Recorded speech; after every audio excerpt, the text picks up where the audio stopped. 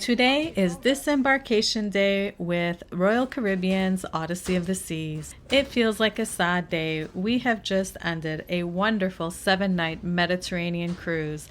And let me say, this is only the second cruise I've been on. This cruise with Royal Caribbean has been exceptional and pretty much up there at par in terms of the service and the wonderful people that helped make our trip on this cruise ship amazing. I have nothing bad to say about the people working here. It was fantastic. They had a wonderful going away dinner party the night before. They danced for us. They put on a little show to show their appreciation and how much they enjoyed serving us and having fun as well. But as they say, all good things must come to an end. We have made our way back onto a transfer bus with Royal Caribbean, headed back to the Fiumicino Airport, or the Leonardo da Vinci Airport as they say, and we will be staying at the Hilton Garden Hotel right connected to the airport. I will definitely give you a quick tour of what this hotel experience was like. So the plan for today is we get checked into the hotel at the Garden Hilton connected to the airport. We managed to get our room, drop our bags, and then we're going to head back to the train station and head for a half day in Rome. So as we got back to the airport, we were left off again at Terminal 3 in the departure section. However, we were not departing, so we just needed to follow the hotel sign inside the airport and follow that direction until we got to our particular hotel. But I assure you, if I could find it, you can find it. Now, I just want to say we did get to the airport around 11 a.m. By the time we were at the hotel counter, it must have been around 11:30. And unfortunately, they had absolutely no rooms available and they told us to keep waiting. Ended up having to wait until 3 o'clock before we got our room. So I'm just going to give you a quick tour of the room.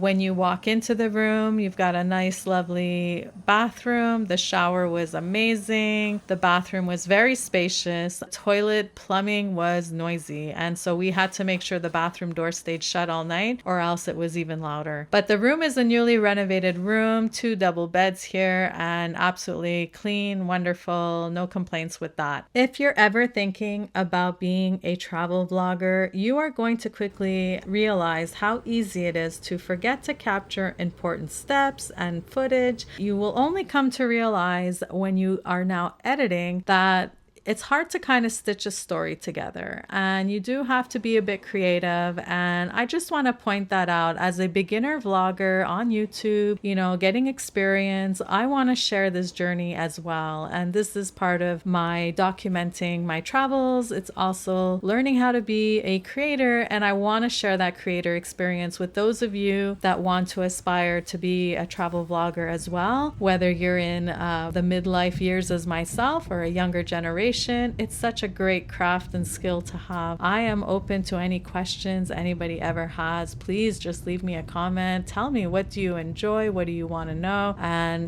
we can learn together, and I will share everything that I'm figuring out along the way. So to head back into Rome, took the passage back through the airport. We bought our tickets, we hopped on the train, and because we had experience from the start of our trip, it was so easy for us to figure it out. We had a snack. We stopped for a wonderful, I want to say focaccia type bread, a nice ham sandwich in the train station. This little spot here was very convenient and very delicious. A good choice to have a nice snack. The great part about this beautiful Termini station is it connects you from the train to the underground metro. Our first stop in this half-day adventure was taking the metro to Circo Massimo. We wanted to see the amazing sight to which 250,000 spectators used to gather around this big old field to watch chariot races. Yeah, you guessed it. It's called the Circo Massimo.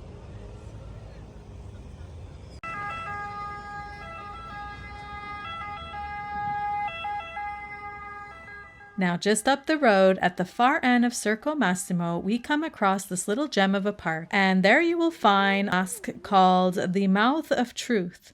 And funny enough, there was an exact replica of this as a graffiti on a wall in my own neighborhood. Little did I know what this was signifying. Now, I did call this place a little gem of a site to find, because in this park right across the street from the Mouth of the Truth site is a gorgeous Fountain of the Tritons, and several steps away from here was the temple of the Hercules Victor. What a great place to just have a break, find a bench to sit, maybe bring a snack, read a book, and enjoy the beautiful surroundings. After this lovely visit in the park, we head back towards Circo Massimo. This time we're heading down the opposite side. We were visiting one more special spot in Rome, which happens to be the Communal Rose Garden. You can get a view of Rome's fabulous roses.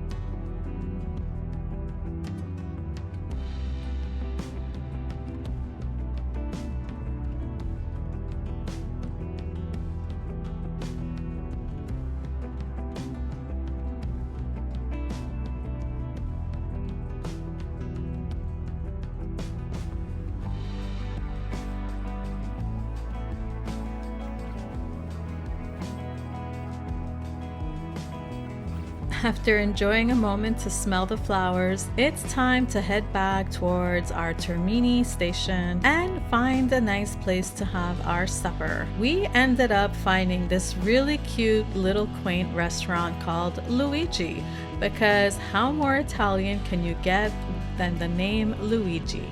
And it was delicious. I ended up having the cacio al pepe spaghetti.